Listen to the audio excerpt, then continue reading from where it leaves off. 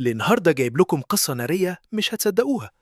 قصة هيون سوك، الراجل اللي كان أقوى بطل في العالم وانتهى بيه الحال عبد في قلعة ملك الشياطين. لو أول مرة تشوف القناة دوس لايك واشترك وفعل جرس عشان توصلك القصص الأسطورية أول بأول. ويلا من غير أي تأخير خلونا نبدأ.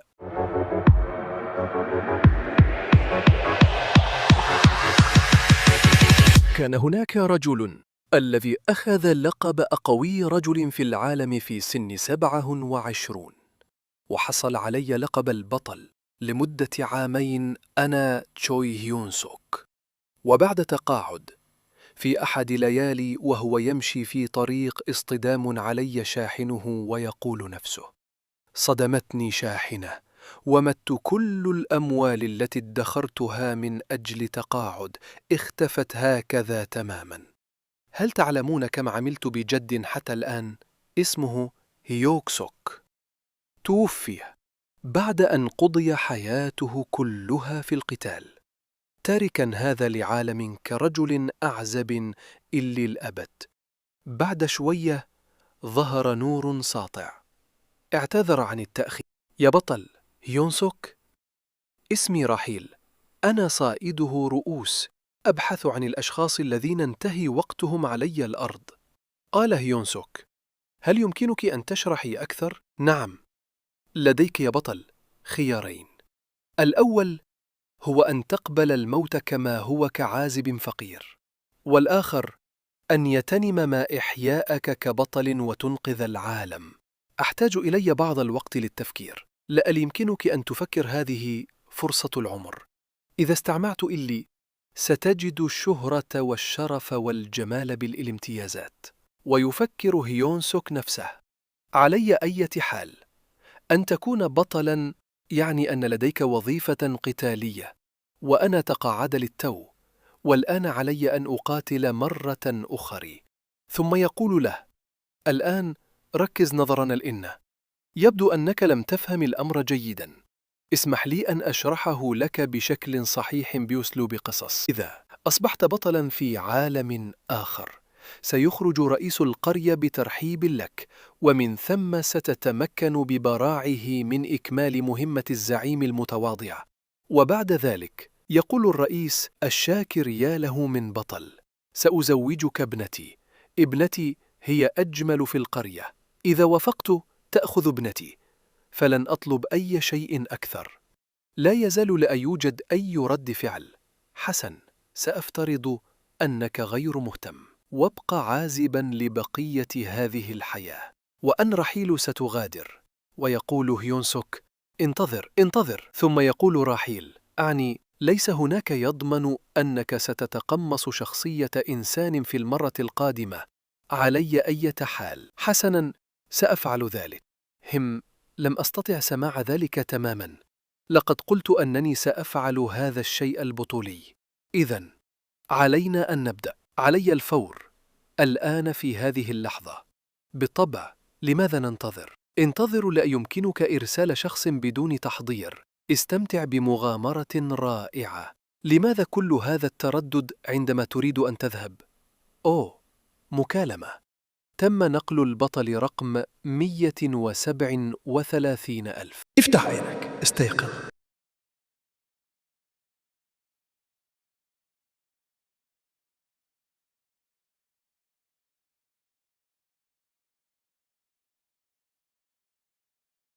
في أحد ينادني: هل هذا هو رئيس القرية الذي ذكرته رحيل؟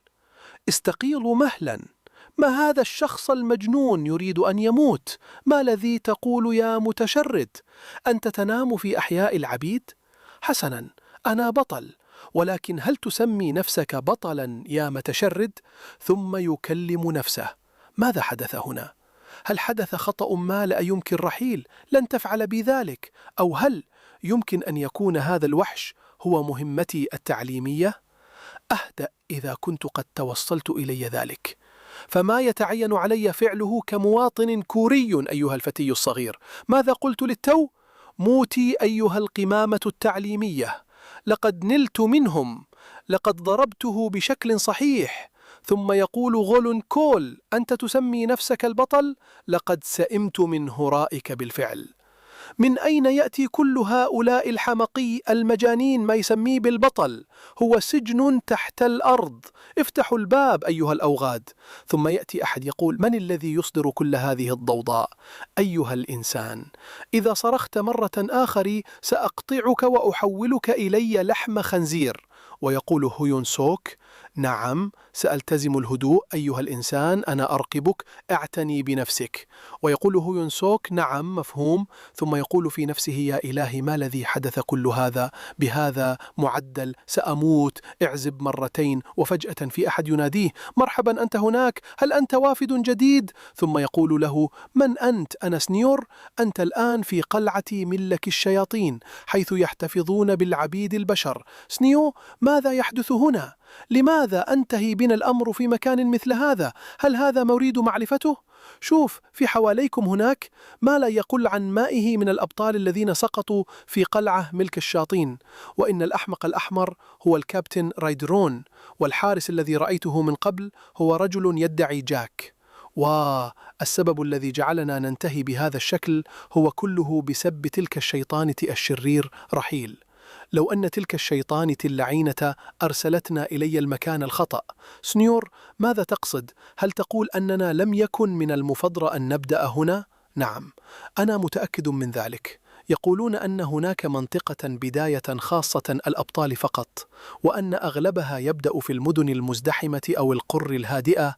عادة يقال أن الأبطال يعيشون حياة عادية دون الكثير من القوة، ولكنهم بالتأكيد لا يبدأون رحلتهم في وسط جيش ملك الشياطين كما فعلنا كل هذا بسبب هذه الحمقاء.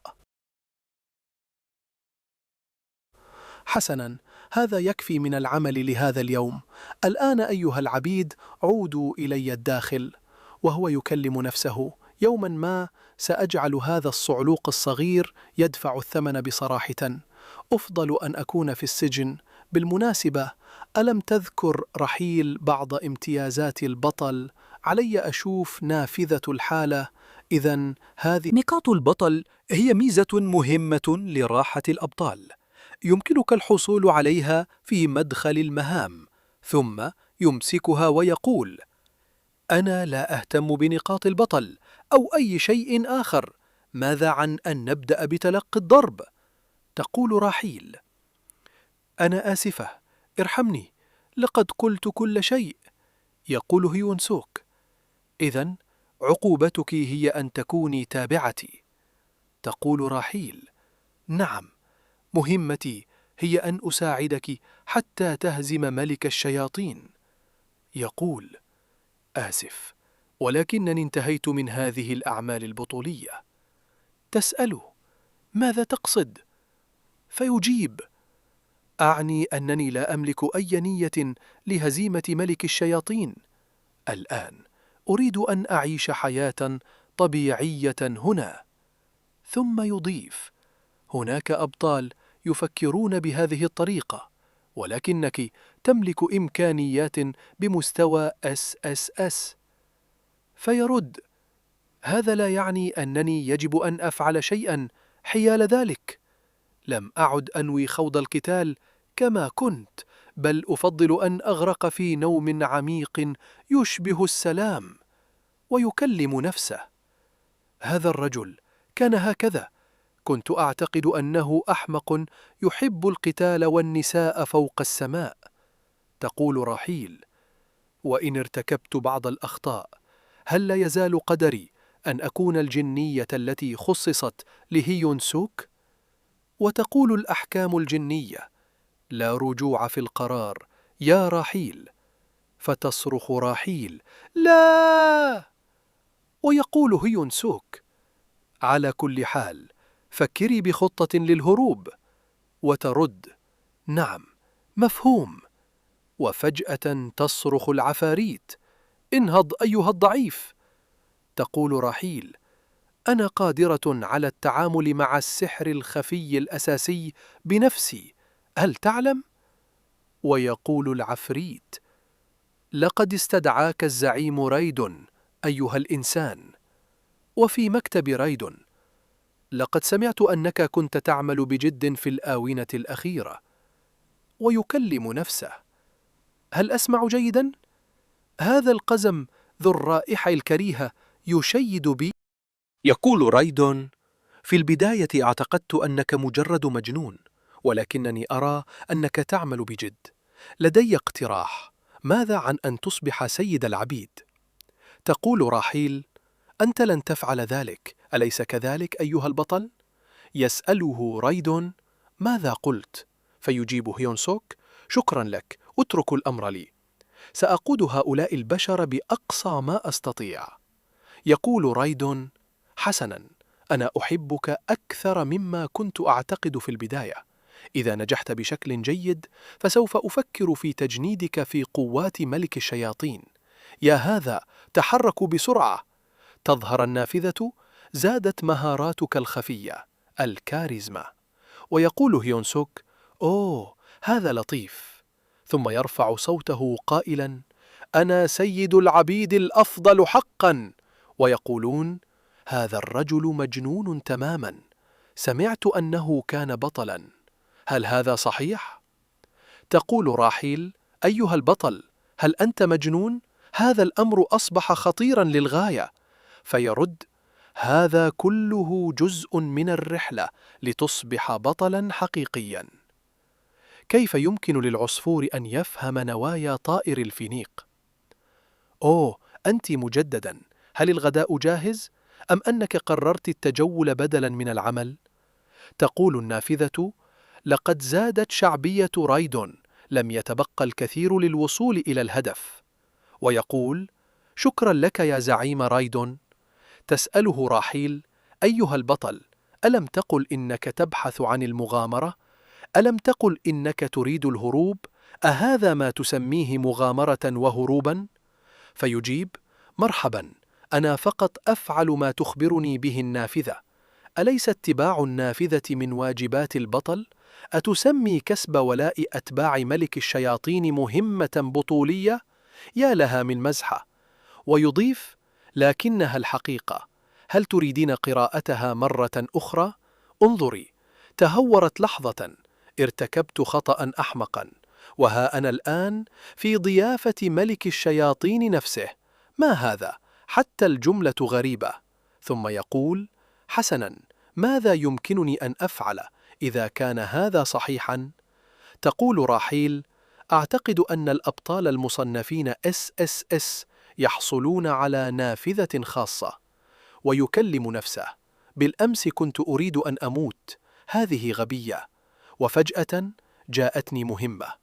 تقول النافذة: بسبب خطأ أحمق انتهى بك الأمر في حصن ملك الشياطين، كأنك حمام بلا ورق. نعم، الوضع قاتم، لكن لا تيأس، لحسن الحظ أمامك فرصة، يحبك الضابط رايدون. إن أردت أن تكون بطلا حقيقيا فعليك أن تتعلم كيف تستخدم العدو نفسه كسلاح. الهدف تعاونوا عليه، المكافأة 100 نقطة بطل. ثم يقول: الآن أيها العبيد، لا تتوقفوا، اعملوا حتى تنهاروا، فملك الشياطين لا يرضى إلا بالطاعة المطلقة. ويكلم نفسه: هل هذه حقا مهمة؟ فقط الرتب العليا يمكنها تغيير تفاصيل المهمة، لماذا يفعلون ذلك بي هيون سوك؟ ثم يأتي جاك ويقول: اتبعني، لقد استدعاك سيد رايدون. وفي مكتب رايدون يقول: سعت أن كفاءة عمل العبيد تحسنت بشكل كبير. فيقول هيون سوك: لا على الإطلاق، أنا مجرد إنسان حقير، كل الفضل يعود إلى الإدارة الحكيمة. وتكلم راحين نفسها: أيها البطل، أنت لا تعتقد أن هذا الإطراء الرديء سيجدي نفعا. تقول النافذة: تم إكمال مهمة البطل. ويقول رايدون: على أي حال، حسنا، لقد أنهينا مهمة كسب التأييد، حان الوقت للانتقال إلى الخطوة التالية. وصلنا لنهاية الجزء الأول من قصة هيون سوك، بس صدقني اللي جاي نار بجد. أحداث أقوى، تحديات أكبر، ومفاجآت محدش يتوقعها. لو عايز تشوف الجزء التاني بسرعة انزل دلوقتي وعامل لايك واشترك في القناة وفعل الجرس عشان يوصلك أول ما ينزل، واكتب في التعليقات نار يا هيونسوك. خلي الدعم يولع واستعدوا، لأن المعركة الحقيقية لسه ما بدأتش. يلا، سلام.